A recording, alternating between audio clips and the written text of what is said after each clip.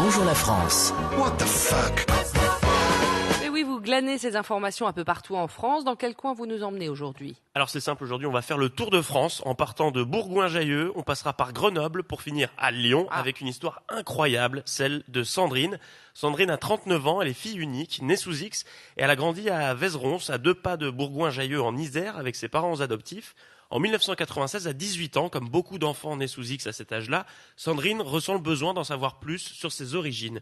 Alors elle consulte le Conseil national pour l'accès aux origines personnelles et découvre que sa mère biologique s'appelle Eliane, qu'elle est née en 1954 et qu'elle a mis au monde 2 ans avant elle, un autre enfant, un garçon prénommé Emmanuel.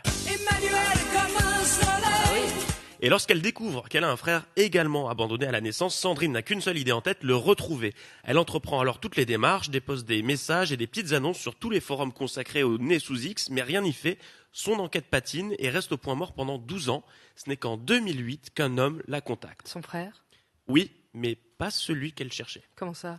Il s'agit d'un autre de ses frères, élevé lui par ses parents biologiques. Et lors de leur rencontre, il révèle à Sandrine qu'elle appartient à une immense fratrie et lui présente ses 7 frères et sœurs. Oula. Sandrine est aux anges, elle vit ce dont elle a toujours rêvé, mais n'oublie pas pour autant qu'il lui reste à retrouver le fameux Emmanuel. Mais les années passent et son investigation ne donne toujours pas de résultats. Ça fait déjà quand même beaucoup d'émotions. Et de son côté, ce frère Emmanuel, il n'a jamais cherché à savoir qui sont ses parents biologiques ? Alors si, en 2008, il a consulté son dossier, tout comme Sandrine, il avait découvert qu'il avait 3 frères et que ses parents biologiques étaient un couple marié.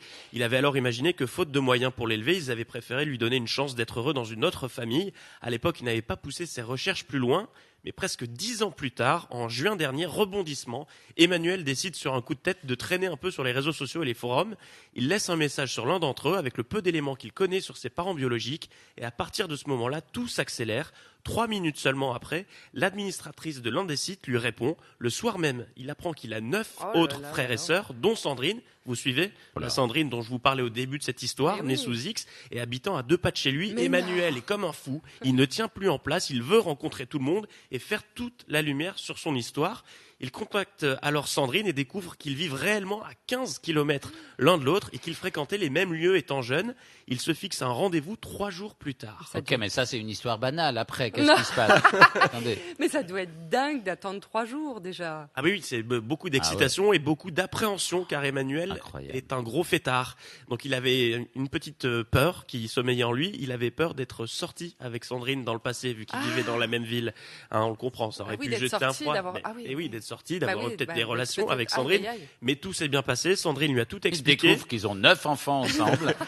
Et moins d'une semaine après, il a fait la connaissance du reste de la fratrie à l'occasion d'une fête familiale. C'est du délire cette histoire. Mais comment vont Sandrine et Emmanuel aujourd'hui ? Alors ils vont très bien, ils s'appellent 2 fois par jour avec Sandrine. Ils ont entamé une large enquête destinée à retrouver tous les enfants qui auraient pu être abandonnés par leurs parents biologiques dans les années 70, 80 et 90 dans la région lyonnaise et autour de Grenoble. Ils ont eu cette idée après que leur mère biologique, Eliane, leur a confié quelques secrets de famille. Elle a donné naissance à un enfant chaque année entre 1971 et 1989. Emmanuel pense donc que sa mère aurait une dizaine d'autres enfants, eux aussi abandonnés à la naissance. Leur recherche, menée par Sandrine, qui du coup est devenue experte en généalogie, se concentre aujourd'hui aux alentours de Grenoble et de Lyon. Alors écoutez bien, selon les dernières avancées de l'enquête, 6 frères et sœurs pourraient être retrouvés. 2 garçons nés entre 83 et 85, des jumelles nées à Grenoble en 73 ou 74, une fille baptisée Florence à la naissance est née en 75 et un autre bébé né en 1987 dans la région lyonnaise.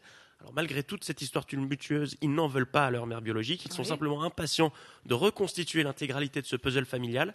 Certains d'entre eux se trouvent peut-être parmi nous aujourd'hui, ou nous regardent sur TLM, ou nous écoutent à la radio sur Europe 1.